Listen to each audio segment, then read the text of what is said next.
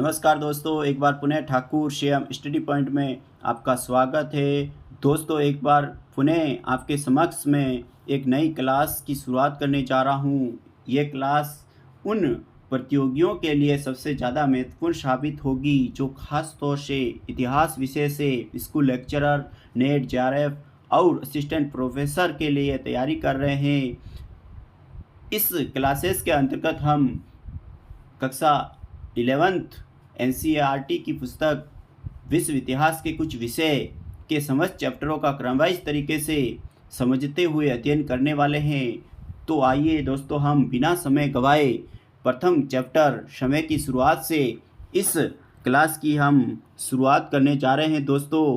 तो आइए हम क्रमवाइज तरीके से इसका अच्छे से समझते हुए अध्ययन करने जाते हैं। इस अध्याय में इस बात की चर्चा की गई है कि मानव कब और किस रूप में सर्वप्रथम अस्तित्व में आया। ऐसा समझा जाता है कि कदाचित 56 लाख वर्ष पहले पृथ्वी पर ऐसे प्राणियों का प्रादुर्भाव हुआ जिन्हें हम मानव कह सकते हैं। इसके बाद आदि मानव के कई रूप बदले और कालांतर में लुप्त हो गए। आज हम जिस रूप में मानव को देखते हैं, जिन्हें हमने आगे आधुनिक मानव कहा है, वैसे लोग 1,60,000 साल पहले पैदा हुए थे। लगभग 8,000 ईसा पूर्व तक मानव इतिहास के इस लंबे अरसे के दौरान लोग दूसरों द्वारा मारे गए या अपनी मौत खुद मरे प्राणियों के शरीर में से मांस निकालकर जानवरों का शिकार करके अथवा पेड़ पौधों से कंदमूल, फल और बीज आदि बटोरकर अपना पेट भरते थे। धीरे धीरे उन्होंने पत्थरों से औजार बनाना और आपस में बातचीत करना सीख लिया। हालांकि आगे चलकर आदमी ने भोजन जुटाने के लिए कई और तरीके अपना लिए, पर शिकार और संग्रह करके यानी इधर उधर से खाने की चीज़ें तलाशने और बटोरने का तरीका भी चलता रहा। आज भी दुनिया के कुछ भागों में ऐसे शिकारी संग्राहक समाज हैं जो शिकार और संग्रहण से अपने भोजन की व्यवस्था करते हैं। इसलिए हम ये सोचने पर मजबूर होते हैं कि आज के इन शिकारी संग्राहक लोगों की जीवन शैली का अध्ययन करने से हमें अतीत के बारे में कुछ और महत्वपूर्ण जानकारी मिल सकती है या नहीं। दोस्तों, साइड में जीवाश्म नामक शब्द के बारे में समझाया गया है, तो हम एक बार जीवाश्म नामक शब्द के बारे में पढ़ लेते हैं।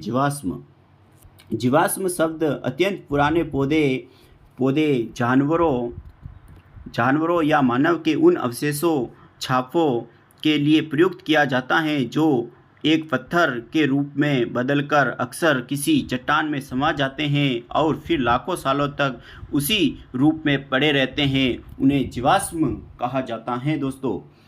तो आइए हम आगे अध्ययन जारी रखते हैं दोस्तों। आज हमें आदि मानव के इतिहास की जानकारी मानव के जीवाश्मों, पत्थर के औजारों और गुफाओं की चित्रकारी की खोजों से मिलती हैं। इनमें से प्रत्येक खोज का अपना एक इतिहास है। अक्सर ही जब ऐसी खोजें सर्वप्रथम की गई, अधिकांशतः विद्वानों ने यह मानने से इनकार कर दिया कि ये जीवाश्म प्रारंभिक मानव के हैं। उन्हें आदिकालीन मानव द्वारा पत्थर के औजार या रंग रोगन बनाए जाने की योग्यता के बारे में भी शक था। एक अरसे के बाद ही इन जीवाश्मों, औजारों और चित्रकारियों के सच्चे महत्व को स्वीकार किया गया था। मानव का विकास क्रमिक रूप से हुआ, इस बात का साक्ष्य हमें मानव की उन प्रजातियों के जीवाश्म से मिलता है जो अब लुप्त हो चुकी हैं।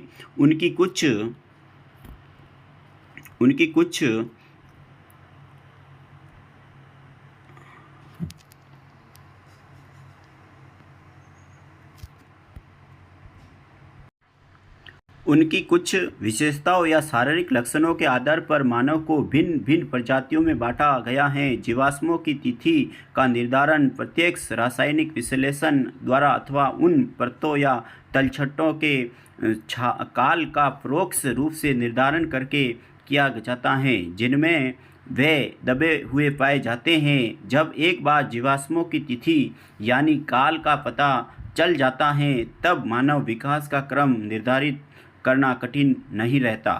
लगभग 200 वर्ष पहले सर्वप्रथम जब ऐसी खोजें की गई तो अनेक विद्वान यह मानने को तैयार नहीं थे कि खुदाई में मिले जीवाश्म और पत्थर के औजार तथा चित्रकारियों जैसी अन्य चीज़ें वास्तव में मनुष्य के आदिकालीन रूपों से संबंध रखती थी।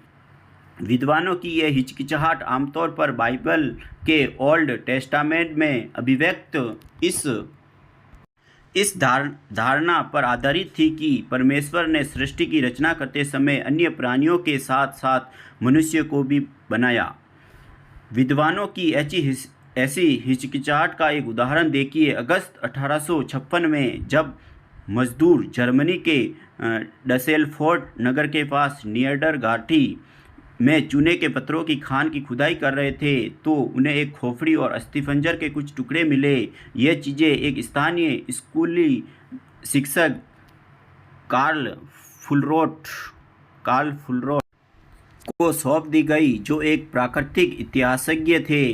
जांच के बाद उन्होंने पाया कि वह खोपड़ी आधुनिक मानव की नहीं थी। फिर उन्होंने प्लास्टर से उस खोपड़ी का ढांचा बनाया और उसे बोन विश्वविद्यालय के शरीर रचना विज्ञान के एक प्रोफेसर हरमन शॉफहोसेन के पास भेज दिया गया। अगले ही वर्ष उन्होंने मिलकर एक शोध पत्र प्रकाशित किया जिसमें उन्होंने ये दावा किया कि यह खोपड़ी एक ऐसे मानव रूप की है जो अब अस्तित्व में नहीं है।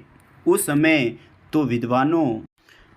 तो विद्वानों ने उनके इस दावे को स्वीकार नहीं किया और ये घोषित कर दिया कि यह खोपड़ी एक ऐसे व्यक्ति की है जो बहुत बाद के समय में हुआ था। मनुष्य के कर्मिक विकास के अध्ययन में एक युगांतकारी घटना 24 नवंबर 1859 को तब घटी जब मनुष्य की उत्पत्ति के विषय में चार्ल्स डार्विन की पुस्तक on the origin of species प्रकाशित हुई। उस पुस्तक के प्रथम संस्करण की सभी 1250 प्रतियां उसके प्रकाशन के दिन ही हाथों हाथ बिक गई। डार्विन ने इस पुस्तक में दलील दी थी कि मानव बहुत समय पहले जानवरों से ही कर्मिक रूप से विकसित होकर अपने वर्तमान रूप में आया।